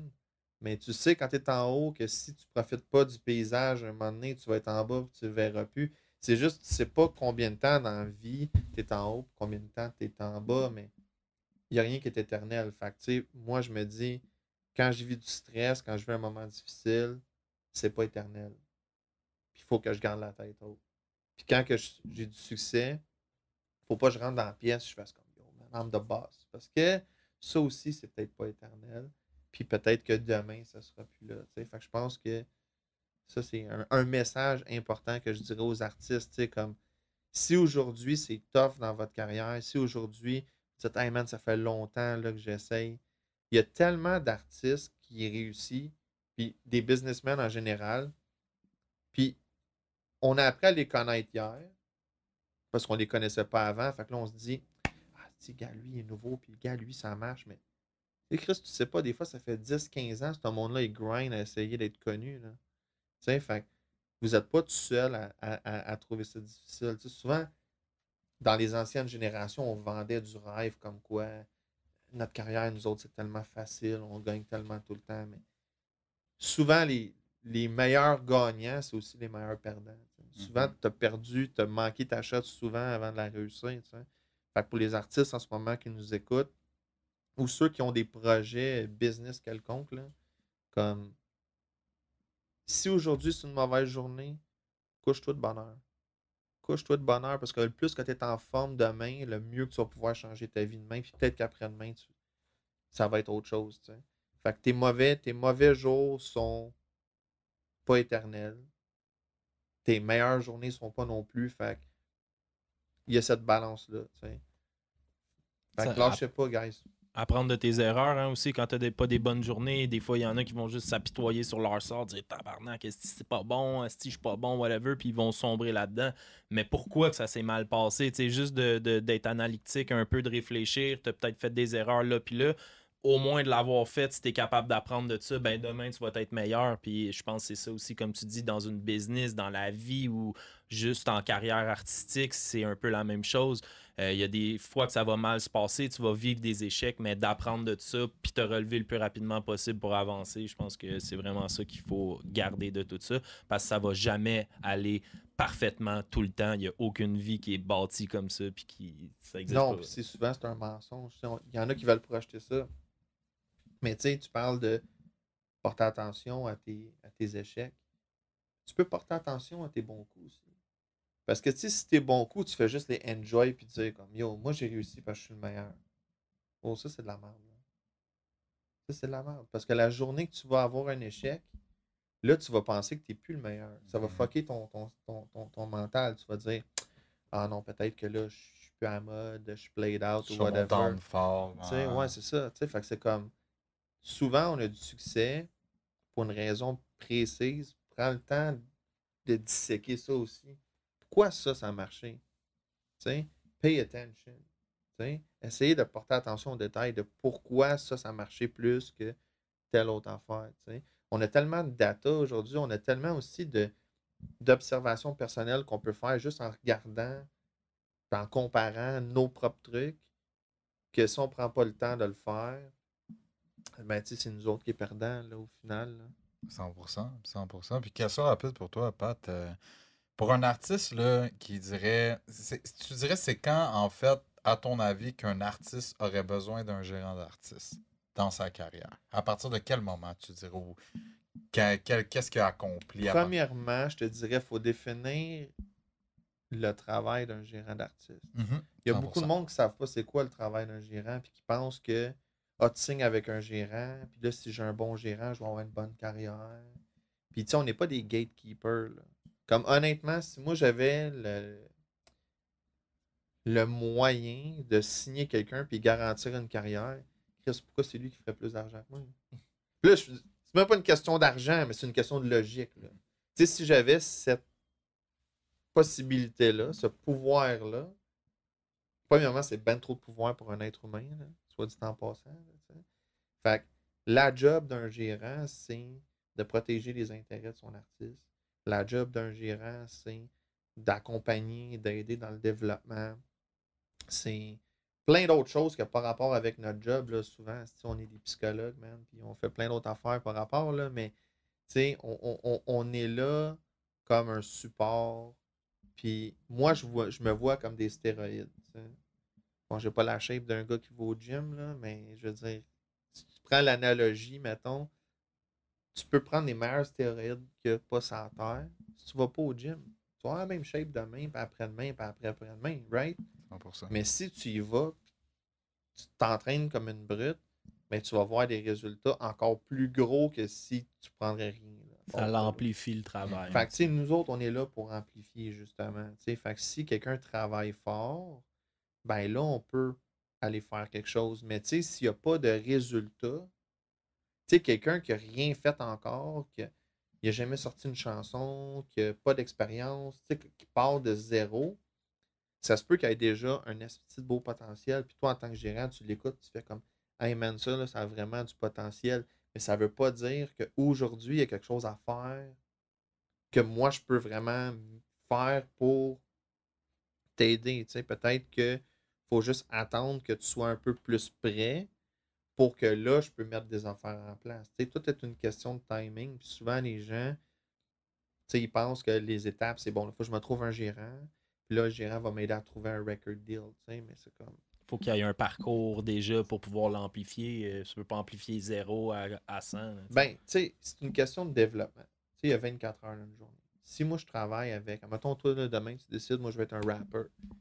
Tu me fais un freestyle. Je fais comme, fuck, ce gars-là, il rappe bien. Ça se peut que j'ai déjà des connects avec une couple de producers, avec une couple de studios, puis que tu as un peu de budget, puis je suis capable de t'indiquer des petites directives, des petites directions de ce qu'on pourrait faire pour monter ton profil un peu. Mais ça, c'est tout du développement. Puis là, mettre ça en place, le commercialiser, le rentabiliser, ça va peut-être être 2 puis 3 ans. Réalistiquement, man, il y a 24 heures dans une journée. Si moi, je te donne 2 3 ans de ma vie à te développer, peu importe combien d'heures par semaine, ben, c'est sûr que je ne pourrais pas faire 40 heures à te développer s'il n'y a rien vraiment. Mais tu sais, c'est énormément d'heures, puis c'est pas payant encore. Fait que, tu sais, un gérant, tu sais, tu peux pas juste être avec des artistes en développement. Tu as besoin d'avoir une balance parce que sinon, comment tu fais pour vivre? Tu sais? Fait que c'est un peu comme une équipe de hockey. Tu as besoin de ton premier trio, mais tu as besoin aussi de ton trio numéro 2, ton trio numéro 3. Tu sais? Fait que faut que tu crées une balance où est-ce que tu t'assures de gagner. Tu sais? Au final, quand tu commences comme gérant, souvent, tu n'as pas accès à ceux qui génèrent déjà de l'argent. Il faut que tu fasses tes preuves, il faut que tu fasses tes contacts. Fait c'est sûr que c'est un métier qui est tough autant pour le gérant que pour l'artiste au début parce que personne ne fait de l'argent, là, ou pas assez pour en vivre, du moins. Tu sais. Fait que c'est le temps de mettre les choses en place. Fait que c'est un métier qui est quand même assez long parfois à arriver à un niveau que tu peux vraiment bien en vivre parce que c'est petit quand même le Québec. Tu sais. Fait qu'il y en a des fois qui vont bien en vivre parce qu'ils vont être gérants, mais aussi ils vont avoir une coupe d'air et une d'air ailleurs, puis ils vont être capables d'arriver là, à la fin de la journée. Mais tu sais, c'est sûr que le côté développement, les gérants qui ont de l'expérience, des fois, ils ont peur un peu de ça parce qu'ils se disent hey, c'est énormément de travail, puis il n'y a rien qui est garanti. Tu sais. C'est pas parce qu'un artiste il a un potentiel qu'il va prendre les bonnes décisions. C'est pas parce qu'il y a un potentiel que le public va connecter avec. C'est pas parce qu'il y a un potentiel que l'artiste va être capable de bien se commercialiser. Tu sais, moi, j'en ai géré des artistes, puis il y en a qui c'était comme sont bons, mais si tu fais un album aux 2 ans, c'est dur pour moi de te développer si tu n'existes pas assez, tu sais, ou si tu veux pas faire de contenu sur tes réseaux sociaux. Moi, je peux pas le faire à leur place. Tu sais. Même si je leur dis, il faudrait que tu en fasses aujourd'hui. Tu sais, comme, je peux pas le faire à leur place, tu sais, ultimement. Non, non, le travail, il faut qu'il soit fait. Puis faut qu'il y ait de l'énergie derrière. Puis tu sais, ça, tu peux pas le donner. Toi, tu peux juste amplifier ce qui est déjà, mais tu crées pas. Tu crées rien pour personne. Tu sais. Fait que c'est pour ça, tu sais, c'est quoi le bon moment? Tu sais, je te dirais, le bon moment, c'est. Tu sais, il n'y a pas de mauvais moment pour approcher un gérant, mais je pense que toi, en tant que personne qui approche, il faut que tu sois réaliste que Qu'est-ce que tu as à offrir? si tu n'entends pas la réponse que tu veux, ça ne veut pas nécessairement dire que tu n'es pas bon. Ça veut peut-être juste dire que pour l'instant, il n'y a rien de concret que je peux faire pour toi, mais reste focusé dans tes activités, puis éventuellement, je vais peut-être pouvoir faire quelque chose. Tu sais. Souvent, les noms, c'est des noms actuels. C'est comme aujourd'hui, c'est un nom, mais peut-être demain, ça va faire du sens. Peut-être la semaine prochaine ou peut-être dans un an. Tu sais. Fait que faut pas se décourager et penser que ah, c'est ultime, là, il m'a dit non, jamais je vais pouvoir travailler avec lui. Tu sais. Ouais, 100%. Puis souvent, une autre question pour toi aussi, j'entends des fois les artistes qui disent ah, c'est vraiment important que mon manager soit en studio avec moi quand j'enregistre. Puis tout. Puis on parlait justement off-cam un peu tantôt la gestion du temps, puis que c'est important, il faut savoir gérer son temps. Est-ce que c'est vrai, ça, que l'agent, le gérant d'artiste, c'est mieux qu'il soit là avec son artiste? Il y en a qui disent que ah, ça dérange vraiment pas, je peux faire ma musique sans. Toi, c'est quoi ton take par rapport à ça? Écoute, moi, c'est bien rare, je vais être en studio, puis c'est bien rare, je suis dans les shows. Premièrement, je suis pas un gars qui aime les shows. Même d'aller voir d'autres artistes en show, j'ai jamais capoté là-dessus. Je suis un gars, j'aime la musique. Fait que, tu sais, moi, j'aime, quand j'étais jeune, c'était le feeling de déballer un album, découvrir la chanson. Puis souvent, ben, tu vas voir le show, puis c'est pas aussi bon que l'album, tu sais, soit le son, soit même l'artiste. Fait que j'ai pas non plus ce besoin de jet set-là, de me faire voir avec des artistes, puis d'aller chiller backstage, puis show off. Comme... Tu sais, il y en a qui veulent ça. Tu sais, t'as plein de gérants, de label owners, qui auraient voulu être populaires, auraient voulu être des artistes, mais ils n'avaient pas le talent. Tu sais. Fait qu'ils veulent vivre leur rêve à travers le talent d'autres mondes. Tu sais, genre Didi qui était partout dans les tunes. J'avais son nom sur le bout des lèvres. Mais tu sais, on le voit aussi au Québec, là, on le voit dans tous les pays. Tu sais. Moi, personnellement, comme je dis tout le temps à l'artiste, écoute, si c'est important que je suis là, je vais être là. S'il y a du networking à faire, s'il faut aller te représenter et on n'est pas trop sûr que ça va bien aller là-bas, je vais être là. Sinon, si je suis juste là pour aller prendre 2-3 bières puis me coucher à 3-4 heures du matin, commencer ma journée demain à midi à 1 heure, ma journée est scrap demain, fait que c'est quoi qui est mieux pour toi? Que je me pète la gueule là, au bar ou que je me lève de bonne heure demain puis je commence à hustle sur ta business, tu comprends? Tu sais, faut choisir son temps. Après ça, est-ce que c'est important que le gérant soit en studio? Ça dépend. Tu sais, c'est sûr qu'à mettons, là, si je gère une fille puis que je l'envoie en studio avec des gars, puis je connais pas les gars, tu sais, il y a un côté sécurité qui est important. Mettons, si j'envoie avec des gens de confiance, puis qu'elle se sent en confiance, OK, je peux la laisser toute seule. Si elle, elle se sent pas en confiance, là, c'est voir est-ce que j'y vais, est-ce qu'elle s'assure qu'il y a quelqu'un d'autre avec elle, tu comprends? Mais sinon, tu as le côté aussi, quand tu t'en vas en studio, puis tu travailles, mettons qu'on travaille ensemble, ben là, il y a des droits d'auteur. Tu sais, qui a écrit plus, qui a écrit moins, qui a travaillé sur le beat, comment qu'on se partage ça. Tu sais, des fois, tu as des artistes qui ont peur de se faire fourrer en bon québécois. Fait qu'il y a mieux qu'un gérant, une gérante puisse être là. Après, les artistes de haut niveau, ils vont pas triper que les gérants et les gérantes soient là. Parce qu'ils vont vouloir garder le côté plus créatif. Puis ils veulent pas qu'un gérant nowhere dise comme ouais, moi je changerais tel mot, puis là, il veut embarquer dans les splits de publishing, puis tout le kit, puis là, ça devient de la grosse guerre de moi j'ai dit un mot, puis lui je n'ai mis trois, puis ah ben moi je n'ai dit un, mais là, OK, admettons qu'il décide de ne pas le garder, est-ce qu'on me donne un petit pourcentage symbolique ou pas, tu sais, fait que ça peut vite partir de toutes les bords, puis tu sais, quand il y a trop de monde dans une pièce, des fois aussi, le monde va te regarder et vont faire comme OK, mais C'est quoi que tu ajoutes dans cette pourquoi tu vas pas travailler? Pourquoi tu ne joues pas ta position? On parlait de position tantôt, mais je l'ai fait. Je l'ai fait moi aussi au début de ma carrière de mettre l'artiste sur un piédestal. Moi, je viens de ah man, faut que tu trouves la perle rare. Oh, c'est quoi la perle rare? Tu penses-tu qu'un artiste que c'est la perle rare, toi? Je pose la question aux deux. Pas nécessairement, non. Comme tu as dit, il y a beaucoup le travail. Après ça, la mise en marché, si tu vas aller reach ton public, c'est du cas par cas, puis c'est subjectif. Mais là, on parle même pas de business. Là. On parle, genre, toi, en tant que fan de musique. Là. Okay? Admettons, tu prends... Moi, j'ai grandi avec Tupac, mettons. Toi, tu dois avoir écouté du Tupac aussi dans ta vie. Mettons, moi, je l'ai déjà dit sur la plateforme. Mon top 3, c'est Tupac, Nas, puis DMX.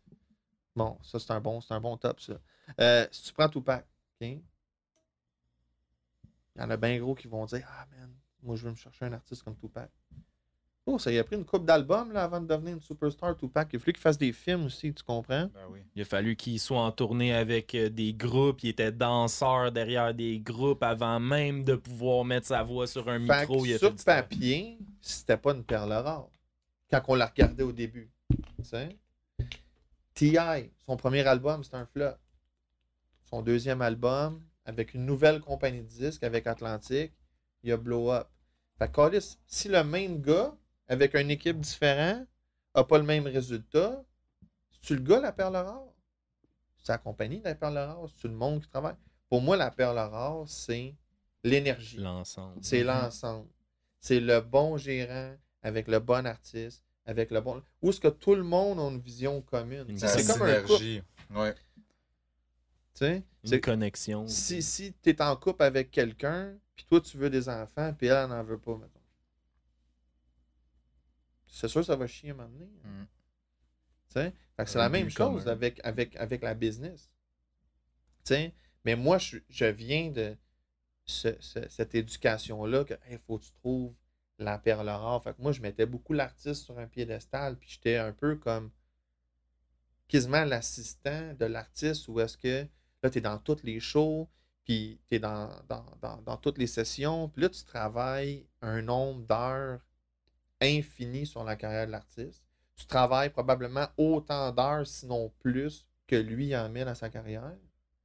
Mais au final, c'est sa carrière. Tu comprends ça? C'est pas 50-50, c'est pas genre, hey, demain, je m'en vais, puis je garde un pourcentage de ce business-là. Là. Tu comprends?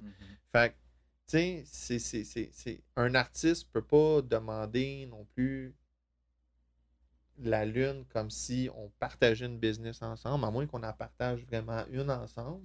Là, ça va être différent. On va mettre des termes, on va mettre des rôles précis. Mais la vérité, c'est que si moi, je gère quelqu'un, puis que demain matin, on se sépare, oui, on peut s'entendre que j'ai un petit sunset clause, puis je continue à toucher des cachets sur les affaires que j'ai bookées, qui n'ont pas eu lieu encore, puis tout, puis que, tu sais, je peux me retirer tranquillement, puis collecter les choses qui n'ont pas été reçues encore, qui me reviennent. Mais après, comme, moi, c'est fini. Là. Puis l'artiste, lui, ben, il peut avoir un autre manager. Fait que mettre sur un piédestal, je trouve que c'est pas la bonne chose non plus à faire, mais c'est une erreur que tous les jeunes managers font. Après, Steve Lobel, qui est un gars que je respecte beaucoup dans l'industrie, un gars de la même génération qu'un Rick Rubin, un peu. Steve Lobel dit tout le temps, tu sais, the coach lasts longer than the player. Fait que, tu sais, en tant que gérant, ça se peut que ton artiste, il y a une run de 4-5 ans qui est big, puis après ça, c'est done, puis que toi, ben, tu vas en trouver un deuxième, un troisième, puis un quatrième. Fait que toi aussi, tu as une valeur. L'artiste, il a une valeur. Il a un talent. Toi aussi, tu as une valeur, puis tu as un talent. Puis c'est une combinaison de tout ça qui va donner un résultat. Fait qu'il faut se respecter, nous autres aussi, dans le processus. Puis se dire, regarde, j'ai pas le goût d'y aller à soir, puis ça ne sert à rien que je vais être là à soir. Fait que si tu veux qu'il y ait quelqu'un qui t'accompagne à soir, on demande à quelqu'un, si tu veux que je vienne, ben paye-moi pour y aller, man. T'sais? 100%. Puis même si tu as déjà un cachet de manager, parce qu'on s'entend, là, au début, l'artiste va faire des petits shows, va faire des affaires, ça ne sera pas payant. À un moment donné, ça devient payant. T'sais. Mais tu as ce qui s'appelle un tour manager, t'sais. Un gérant de tournée que lui, il va te suivre, il va être partout, il va s'assurer que tout soit correct au niveau de l'hospitalité, au niveau de tout le tech sur la tournée. Il y en a qui font les deux, il y en a qui font juste un des deux. Tu sais, après, je veux dire, moi, si c'est un show important, comme je te dis, je vais y aller. Mais si c'est un show pas important, même si je fais ma cote, comme, là, j'ai le droit d'avoir mon samedi soir, moi aussi. Là. Puis si ça n'amène rien, ma présence là-bas, à part qu'on va boire 4-5 bières puis qu'on va se craquer des jokes dans le green room, comme... Ton travail, toi, de toute façon, il est beaucoup plus à l'extérieur du studio, à l'extérieur des shows, pour justement qu'il y en ait un prochain show ou que l'artiste persévère. Tu sais, c'est pas nécessairement au moment même. Toi, tu es plus dans le futur que dans le moment même. Mais quand tu commences, tu vas souvent, même l'artiste, là, porter plusieurs chapeaux. Tu sais, t'as pas le choix. Parce que t'as pas d'équipe, t'as pas le budget pour t'engager une équipe. Puis souvent aussi, quand tu génères pas de revenus, ben, il y en a qui vont dire, ouais, je sais pas si je veux m'embarquer dans ce projet-là, parce que je sais que ça va peut-être prendre 1 an, 2 ans avant que ça paye. Fait que je vais attendre dans 1 an, 2 ans pour venir voir. T'sais. Ça, c'est une réalité aussi. Là. Fait que, tu sais, quand tu joues plusieurs chapeaux en tant qu'artiste, mais ton manager souvent aussi, tu sais. Moi, Naya Ali, là, quand je l'ai découvert, là, t'es pas connu. Là. Fait que c'est moi là, qui avais été chercher ses premières playlists éditoriales, puis qui avait été chercher la premiere avec Complex pour son clip, pis ci, pis ça. Puis tu sais, comme, jouer un peu le rôle d'un relationniste de presse aussi, dans le sens que j'avais une coupe de contacts. J'ai dit, OK, je vais reach out mes contacts. Mais ça, là, en réalité, c'est du bonus. Toi, tu as des contacts, toi, tu as des contacts. Tu peux décider d'utiliser tes contacts, mais tu sais, si on ramène ça à la vie normale, là. Chris, peut-être que tu sais peinturer, là. Ça ne veut pas dire que tu vas t'ouvrir une compagnie de peinture demain, là. Fait que, tu sais, moi, en tant que gérant, j'ai 4-5 contacts, mais je ne suis pas un relationniste de presse. Tant mieux si j'ai été capable d'en chercher un peu, puis on fait ce qu'on peut avec les moyens qu'on a au début. Mais ultimement, ce qu'on veut, c'est quoi? C'est bâtir une équipe. Fait que d'un coup, qu'il y a de l'argent qui rentre. Là, tu veux un vrai spécialiste de chaque discipline, de chaque élément que tu as besoin dans ta carrière. Tu sais. Mais il faut commencer à quelque part. Puis c'est là que c'est tough au début, c'est de mettre la main à la pâte, puis de t'improviser plein de choses que tu n'es pas finalement. Là, tu sais. Fait que ça fait partie du processus. Tu sais, qu'on le veut ou qu'on le veut pas quand on commence. Plusieurs chapeaux, ben ouais, ben. Ben ouais. Puis, c'est quoi tu dirais, mettons, au jour le jour, ton travail de gérant d'artiste? C'est sûr, les journées sont différentes, là. Je mets ça grosso modo, mais pour donner un exemple, là, c'est quoi le travail qui doit être fait au jour le jour? C'est quoi que tu fais? Là, making shit happen, bro. C'est juste ça que je fais, man. Tu comprends? C'est comme... Une grosse partie de ma job, c'est régler des problèmes. Une autre grosse partie de ma job, c'est m'arranger qu'il n'y en ait pas. Fait que c'est d'essayer de penser déjà, OK, là, on va faire tel projet, tel album. Là, tu essaies de penser à tous les problèmes que tu peux avoir. Fait que là, tu essaies de les régler d'avance. Fait que, OK, telle personne, c'est compliqué qu'on travaille avec. Là, on va s'arranger et vous donner le contrat d'avance. Puis, c'est tout bien négocier les affaires. Tu sais, c'est beaucoup de temps d'organisation, de préparation. Mais, tu sais, je pense qu'il y a beaucoup de monde qui pense que la job d'un gérant, c'est plus glamorous que ça. Tu sais. Que, genre, c'est des gros soupers, c'est des gros 5 à 7, puis tout. Comme. Tu sais, moi, man, ma journée, je veux dire, comme, je suis beaucoup au téléphone, je suis beaucoup à répondre à des emails, je suis beaucoup en train de planifier des choses, faire des documents, lire des contrats, tu sais. J'aime ça. Puis c'est sûr que aussi, tu sais, moi, je suis un gérant, mais j'ai un côté très A&R. Fait que moi, le côté musique est bien important pour moi aussi. Fait que, tu sais, les tunes, souvent, je vais les écouter d'avance. Je vais essayer de voir si on peut les améliorer. Est-ce que la structure de la chanson est correcte? Est-ce qu'il manque quelque chose? Fait que, tu sais, j'ai le côté créatif que moi, je suis pas capable de créer de la musique, mais j'ai un côté réalisateur. Parce que, tu sais, Rick Rubin, tu parlais de lui tantôt. Rick Rubin, là, il ne sait pas faire de la musique. Mais il est capable d'écouter et de dire ah, ça, c'est pas assez bon, ça, faudrait le changer, telle parole, ça clash. Tu sais, il réalise. producteur exécutif, si je me trompe pas. Ben, c'est un réalisateur. Tu sais, le Ok. producteur exécutif, tu sais, oui, ils vont prendre des décisions exécutives, mais c'est beaucoup sur les finances, c'est beaucoup sur l'équipe et tout. Tu sais, moi, je te dis, c'est plus comme un travail A&R, où est-ce que, tu sais, c'est la direction artistique. Tu sais, certains projets, je vais faire un peu plus. Tu sais, avec Naya, avec Domino aussi, tu sais, je faisais comme producteur exécutif. Puis, tu sais, j'avais des responsabilités de gestion de budget, de gestion d'équipe. Tu sais, c'est qui l'être humain qui va être employé pour faire telle tâche, tu sais. Mais, pour vrai, mes journées sont bien chargées. Oui, j'ai des moments de OK, c'est un gala, c'est un ci ou ça, mais ça, c'est les journées que j'aime moins pour vrai. Il y en a que c'est ça qui les drive. Tu sais. Moi, aller là, faire mon petit sourire, shaker des mains, tout le kit, comme. Moi, c'est pas ça qui me drive. Tu sais. J'aime mieux être chez nous, travailler, voir mes kids. Tu sais, chacun ses motivations, chacun ses buts.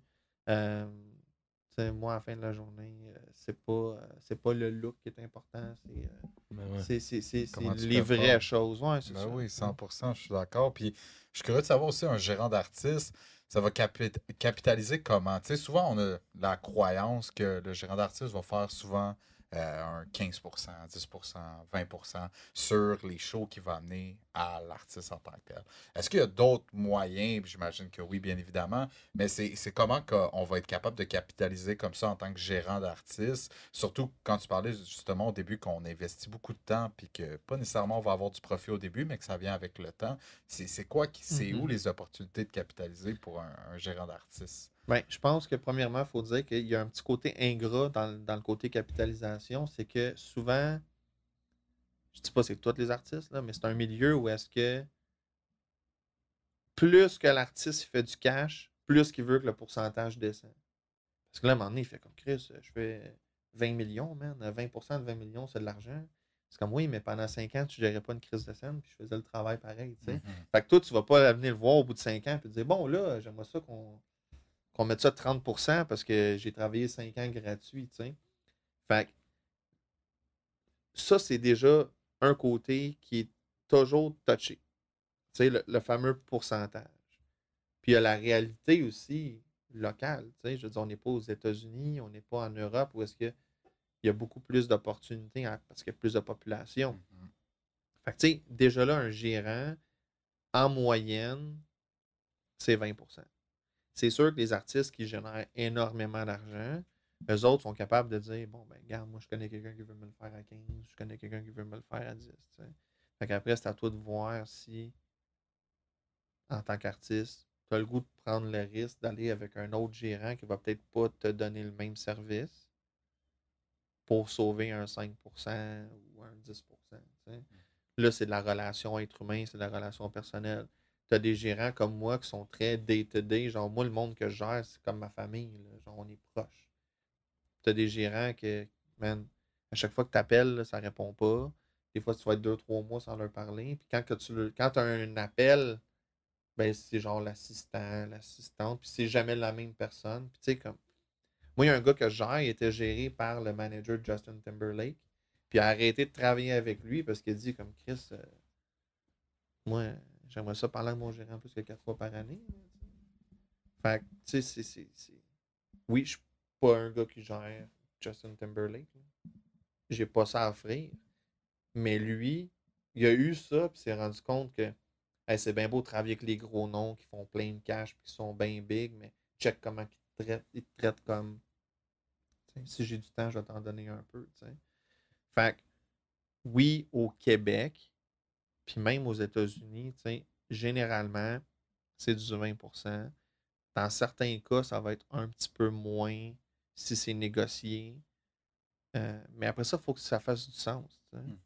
Moi, si un artiste ne fait pas d'argent, mettons que tu gères 100$ avec ta musique cette année, même si tu me donnes 100%, bro, je fais juste 100$. Tu sais, fait que des fois, le monde, il kick sur un pourcentage comme ah, bro, man, le gérant, il veut 25%. Combien d'argent t'as fait avec ta musique à la date? Zéro. Ben, ferme ta gueule. Tu fais rien. Tu veux-tu en faire T'as plus? quelqu'un qui est prêt à potentiellement faire zéro, même si tu lui donnes 25%. Exact. Parce qu'en ce moment, ton argent, c'est zéro. Fait que, clairement, si tu veux cette personne-là dans ta vie, c'est parce que tu espères être capable éventuellement de faire des revenus. Puis là, la journée que tu vas faire des revenus, tu n'es pas prête à rémunérer cette personne-là 25%, quand en ce moment, même si tu gardes tout ton argent, tu as zéro, c'est pas logique. Tu n'es pas un bon businessman. Comme, reste chez vous, bro. C'est pas pour toi. Fait que, souvent, les gens, ils vont pas s'attarder aux bons détails. Après, si tu fais 1 million par année, puis tu dis, moi, non, j'ai besoin d'un nouveau gérant, puis ça ne marche plus que mon gérant, puis je suis prêt à donner juste 10 ou 15%. Peut-être que dans l'ensemble des tâches puis le nombre d'heures que ça demande, peut-être c'est totalement réaliste. Peut-être que ça ne l'est pas. Fait que tu sais, il faut regarder tout ça aussi. Mais une petite correction que je ferais, c'est moi, mon pourcentage, c'est pas juste sur ce que j'amène. Moi, je prends 20%, c'est sur tout. Tu reçois de l'argent de Socan, tu reçois n'importe quoi, tu reçois une gig. Tu sais, en partant, la plupart de mes artistes ils ont des agents de spectacle. Fait quoi, il y a un agent de spectacle, fait que moi, je ne ferai pas une cote sur ton spectacle. Ça fait pas fait que si je fais une cote juste sur tes streams et tes ventes, Chris, il y en a combien d'albums, man, qui sont rentables au Québec avec des streams et des ventes, puis au Canada? Tu sais comme moi, ça paye pas les streams, là, ça paye Ben, c'est justement. Fait que si moi, tu me dis, hey, je te donne 20% de mes streams, Chris, parce que ton album, il faut le récupérer. Il faut récupérer les dépenses avant même de faire de l'argent. Fait que finalement, tu as rien à dire, tu ne me paieras jamais. Fait que tu sais, c'est pas logique. 100%. Fait que tu sais, un gérant prend sur l'ensemble des revenus qui viennent.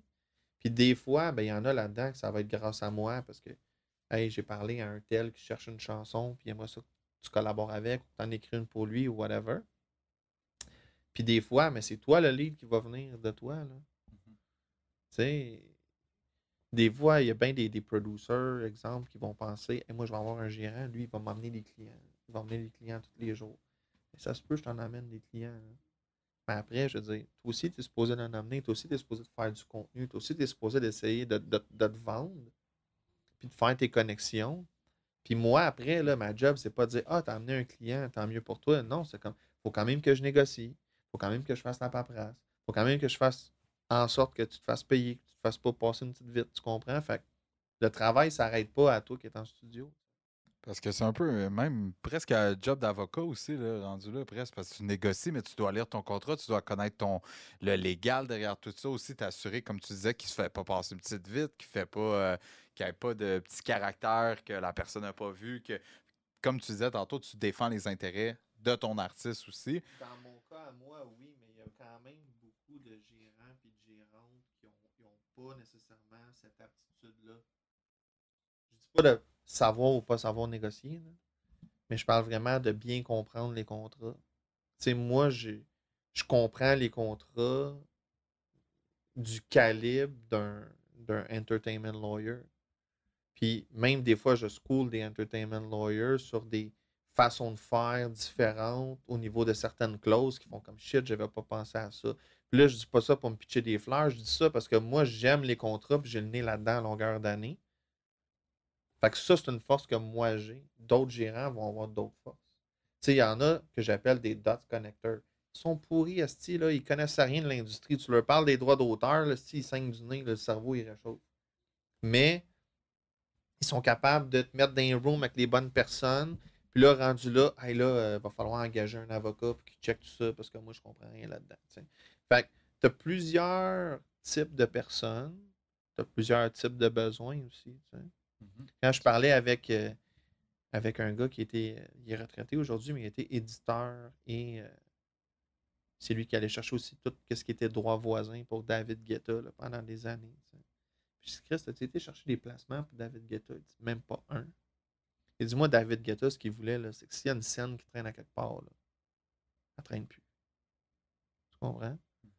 Tandis que tu as des artistes, eux autres, ce qu'ils veulent, c'est ah, moi, je veux un éditeur qui va m'aider à être dans plein de rooms. Tu sais, tout le monde a des besoins différents. Fait que c'est pour ça que le fit est important. Il faut que tu trouves le ou la personne qui va pouvoir vraiment t'aider dans ta vision, dans tes besoins en tant qu'artiste. Tu sais, il faut que tu trouves le bon match, le bon gérant ou gérante pour toi. Puis par rapport hors caméra, tantôt, là, on parlait d'un projet là, qui s'en vient. Tu travailles, si je ne me trompe pas, sur un e-book, un livre digital où tu veux donner des conseils aux artistes puis à la scène pour pouvoir vraiment connaître bien le système. Tu pourrais-tu nous donner 3 conseils avant qu'on finisse un peu le podcast? Là, 3 bons conseils qui te viennent en tête là, que tu pourrais donner à l'industrie? Écoute, moi j'ai lancé Manage by La Flamme. En fait, j'ai burn down mon ancien management name qui était Mama's Boy euh, pour faire de quoi plus selon les besoins de la réalité d'aujourd'hui. Moi, j'ai énormément d'artistes qui me contactent, mais je ne peux pas gérer tout le monde. J'ai déjà les artistes que je gère, mais pour moi, c'est important, surtout rendu à 40 ans, de pouvoir redonner. Puis, je pense qu'à partir de 40 ans, tu sais, moi, je pense que mes meilleurs coups sont encore devant moi, mais je comprends aussi que je tombe un peu dans mon legacy time, tu comprends? Je veux laisser une marque en arrière de moi. Mais que je meurs, qu'est-ce que le monde va dire? Quand je vais partir de cette pièce-là, qu'est-ce que le monde va dire? Ultimement, je m'en calisse de ce que le monde dit, mais il reste que moi, en tant qu'être humain, je veux avoir un impact positif avant de partir. Fait que, tu sais, je veux pouvoir aider les artistes, mais ça ne veut pas dire que je peux aider tout le monde. Je ne suis pas Mère Teresa. Mais il y a plein de façons d'aider. Il y a du monde, c'est juste en écoutant une chanson, donner un conseil. Il y a quelqu'un que je peux aider juste en disant moi, je ne peux pas être un bon gérant pour toi, mais telle personne, je pense que tu serais un bon fit avec. Tu sais. Puis, sais, en ce moment, le fameux e-book, c'est quoi? C'est juste, ça va être ma fête. Puis je suis en mood comme, hey, cette année, man, moi, j'ai le goût de donner. J'ai pas le goût de recevoir. J'ai déjà la chance d'avoir pas mal tout ce que j'ai besoin dans la vie, tu sais, pour me rendre heureux du moins. Fait que j'ai le goût de donner quelque chose puis aider du monde. Fait que j'ai fait un mini document. Puis c'est vraiment facile à passer à travers. C'est très visuel. C'est vraiment comment optimiser son Spotify. Pourquoi? Parce que Spotify, si tu penses en 2024, là, que c'est juste comme je mets une tune, puis ça va streamer, puis that's it, c'est beaucoup plus que ça. Ça en est quasiment aujourd'hui un réseau social. Là. Il y a plein de choses que tu peux faire avec ton Spotify. Tu peux vendre la merch, tu peux annoncer des dates de tournée. Il y a beaucoup de monde qui ne savent pas comment faire. Fait que c'est un mini document de 20 pages, gratuit, je l'ai en français, en anglais. Tu dis celui que tu veux, je te l'envoie par email, Bing Bang, ça ne coûte rien. Puis, tu sais, ça permet aux gens aussi d'ouvrir une conversation avec moi, puis se rendre compte que ah, je ne suis pas un robot, man. C'est pas un AI qui va te répondre, c'est moi. Ça ne veut pas dire que je vais te répondre tout de suite. Ça ne veut pas dire que je vais te répondre aujourd'hui, mais je suis là. J'essaie d'aider le plus de monde possible. Puis sinon, ben, les conseils, c'est quoi? Soyez patient. Parce que ça prend du temps, bien faire le travail, mettre les choses en place. Deuxième conseil, à part d'être patient, c'est soyez humble. Parce que si on commence à faire la grosse tête, on a tous un petit ego, là, même ceux qui disent moi j'ai pas d'ego, souvent c'est sûr, il faut que tu fasses attention parce qu'ils en ont en estime, mais je veux dire, tout le monde a un mini ego là, at some point or another. Puis si tu as la tête trop enflée, des fois tu es trop confiant, tu vas faire des erreurs. Ou au lieu de faire justement l'erreur, c'est juste que la journée que tu vas te planter, comme on l'expliquait un petit peu plus tôt, c'est là, ça vient fucker un peu l'estime que tu as. Là, comme là, tu penses que tu l'as pu, whatever. Puis, troisième conseil que je pourrais donner, c'est soyez prête à faire des sacrifices parce que c'est votre carrière. Tu sais, c'est selfish avoir une carrière. C'est ta carrière. Hein? C'est pas la carrière de ta blonde, c'est pas la carrière de ton chum, c'est pas la carrière de tes enfants, c'est pas la carrière de ta mère. C'est ta carrière, c'est ton choix. Fait que si toi, t'es pas prête à faire les sacrifices, ben, c'est pas vrai que les autres vont le faire pour toi. Puis quand tu as de l'argent, tu peux engager du monde qui travaille sur ton rêve, là, peut-être, au lieu de travailler sur leur rêve à eux autres. Mais même ça, ça a une limite. Fait que soyez prêts à faire des sacrifices aussi. Puis si je pourrais dire un petit dernier conseil, un quatrième, n'ayez pas peur de poser des questions. Essayez d'apprendre. Tu sais, c'est plein de monde là, comme moi là, qui sont prêts à en donner du temps et à répondre à des questions, surtout quand c'est poli. Moi, quelqu'un qui m'envoie un DM, c'est juste un lien YouTube de son vidéo. C'est comme, oh, je sais même pas t'es qui, comme introduis-toi. Mais quelqu'un qui me dit, Pat, on se connaît pas, mais j'ai une question par rapport à telle affaire. Est-ce que tu pourrais me prendre 30 secondes pour me répondre? Ben, c'est quoi? Oui, j'ai 30 secondes. Puis oui, ça va me faire plaisir de te répondre. Fait ayez pas peur de reach out à du monde, poser des questions, puis essayer d'apprendre. Parce que c'est en vous équipant de knowledge que vous allez pouvoir avoir une différence dans votre carrière puis dans celle du monde qui vous entoure. C'est vrai. Shout out, man. Yes, sir, yes, sir. Let's go. Élever la plateforme de l'heure avec le Cats. Tony. Puis, on avait aujourd'hui Patrice Laflamme avec nous. Bonne conversation. N'oubliez pas d'aller vous abonner, commenter, liker. Ça nous donne la force comme ça qu'on grandit. And we out.